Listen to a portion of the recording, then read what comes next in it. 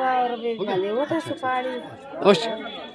हाँ, नमस्कार, आप देख रहे हैं तनु जालौन में हूँ आपका अपना देवेश।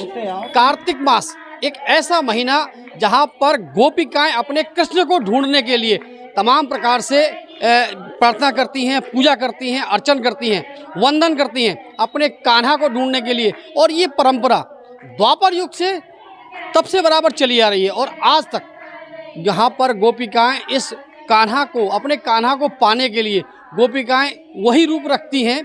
यहाँ पर स्त्रियां जो द्वापर युग में राधा रानी की सखियों ने रखे थे। यहाँ पर कुछ महिलाएं हैं, उनसे हम बात करेंगे कि आखिर इस कार्तिक महीने का महत्व क्या है, क्यों वो इस सखी रूप को रखे हैं और क्या पाने की उनकी चाह है, इसका महत्व क्या है। बहुत सारी बातें हैं। मैम, कुछ महिला हैं, उनसे बात करेंगे हम। दीदी नमस्ते। नमस्ते। हम ये बताइए, ये जो कार्तिक स्नान की जो प्रक्रिया है, ये आखिर क्यों आप लोग सखी का वेश रखते हैं, क्या है? क्योंकि कृष्ण भगवान गोपिकाओं के साथ रहते थे, तो आज गोपिकाष्टमी है तो हम लोगों ने उन्हीं की सेवा के लिए व्रत रखा है। अच्छा, तो इस व्रत में क्या क्या होता है, क्या क्या करते हैं आप लोग? इसमें सुबह सुबह से कार्तिक नहाते, भगवान की पूजा करते। हाँ, सब लोग उन्हीं का व्रत करते, सारे दिन भोजन नहीं करते, शाम को टाइम भोजन करते एक बार। ये है। दीदी क्या नाम है आपका? शोभा जी। आप हाथ में भगवान लड्डू गोपाल और राधा रानी की पूरा का पूरा जो परिवार लिए हैं, क्या है महत्व इसका, जरा सा बताएं हमें। कि महत्व क्या है कि पूजा करने से, ये व्रत करने से अपन को मुक्ति मिल जाती है और क्या शांति मिलती है। हाँ, और इसके करने से कार्तिक मास में इसको क्यों करते हैं और किसी महीने को क्यों नहीं चुना जाता इसके लिए? तो यही कार्तिक ही में इसकी पूजा होती है। हाँ हाँ।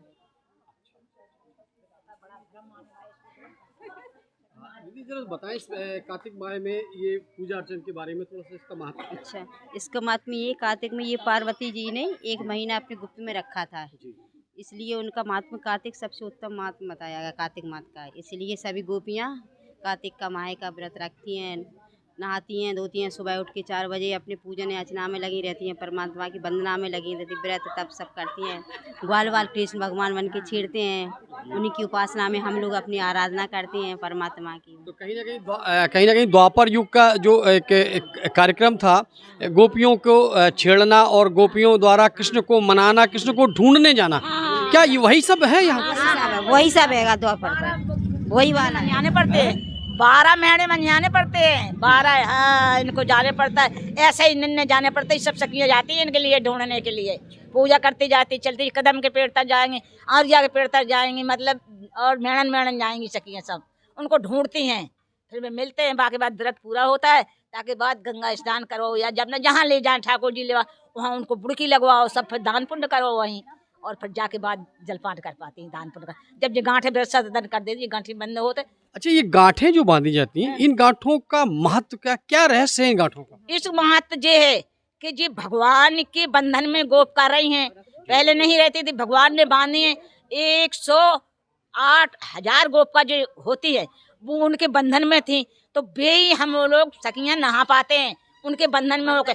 अब 1 महीना अपने पति को भी छोड़ते रहेंगे, मतलब पहले अपने सब पति से पूछ लेते हैं कि हम अगर व्रत करेंगे तो आपको नियम करने पड़ेगा, अगर तुम नियम नहीं करो तो संकल्प लेते हैं अपने पति से। पहला सबसे पहला संकल्प पति से लेते हैं, तो पति कहते हैं कि नहीं आप नहाइए, व्रत करिए, तो हम अपने पति के छोड़ करके कृष्ण भगवान में मानते हैं।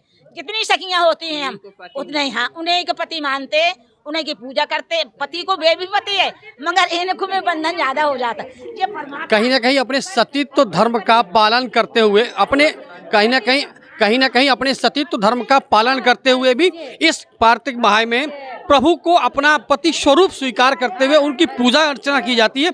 ऐसा इस कार्तिक मास के बारे में कुछ और सखियां हमारे साथ, उनसे भी बात करेंगे। जी है ना कि हम लोग जो गांठ बांधते हैं वो पूरे महीने का संकल्प लेते हैं कि हम लोग संयम नियम से रहेंगे, ब्रह्मचारी जीवन जिएंगे, और मतलब जो फलहार में नमक खाते हैं वो खाएंगे, और जो इतवार है, एकादशी है, इसका व्रत करते हैं। वो जो अभी आएंगे पचबिकियाँ, उनमें फलहार रहेंगे, 24 घंटे का निर्जला व्रत रहेंगे। ऐसा हम लोग पूरे महीने का संकल्प लेते, इसलिए वो गांठ बांधते हैं। हाँ, वो बता रहे हैं ना, निर्जला व्रत करते हैं ना। हाँ, हम भी बताएंगे। हाँ, हमको बहुत शौक लगता है। कार्तिक का महीना है, पुरुषोत्तम का महीना है, इसलिए हम बंसी वाले में लीन हो जाते हैं। घर बार का काम तो सब करते हैं, लेकिन सब नियम से करते हैं। हम लोग व्रत भी रहते हैं और खाने में भी फलाहार करते हैं। सब वहाँ जाते हैं गोपाल के संग। तो कहीं ना कहीं भगवान श्री कृष्ण में स्वयं को अपनी राधा के रूप में ढूंढने का प्रयास किया जाता है सखियों द्वारा। ये इस बात का भी ध्यान रखा जाता है कि कृष्ण को किस तरीके से मनाया गया, और उसी मनाने की प्रक्रिया को, यानी उसी राजधर्म को, उसी सतीत्व धर्म को और उसी धर्म को अपनाते हुए भगवान श्री कृष्ण में कृष्णमय हो जाना, ये राधामय जो है भक्ति है। और इसी का पालन ये लोग सखियां यहाँ 1 महीने का ये कार्तिक मास का व्रत होता है उसमें करती हैं। कुछ और सखियां, उनसे बात करेंगे हम। जी दीदी, बताएं जरा इस बारे में, क्या इसका और कुछ महत्व है? कार्तिक का तो इतना महत्व है जितना जीवन में कह नहीं सकते हैं। भगवान बहुत उत्सव है गो कार्तिक में। तो कार्तिक अपने नहाते हैं, सुबह से अपनी पूजा अर्चना सब सखियों से मिलते हैं, अर्चना करते हैं, भजन गाते हैं। भजन गा के अपनी अभी पचविकियाँ पड़ेंगी तो मतलब उसमें फरार रहते हैं। फरार रहने के बाद निर्जला भी उसमें मतलब रहा जाता, पानी नहीं पिया जाता। 24 घंटा का ऐसे होता है, निर्जला भी रहेंगे। और गांठ का मात है इसमें 7 असत्य का। हाँ, इसमें गांठ लगती है तो उसमें 7 असत्य का मतलब मात होता है। अगर आपकी गांठ में कुछ अंकुर निकले तो उसमें मतलब गलत हो जाता है, और सही निकले तो बिल्कुल सत्य होता है।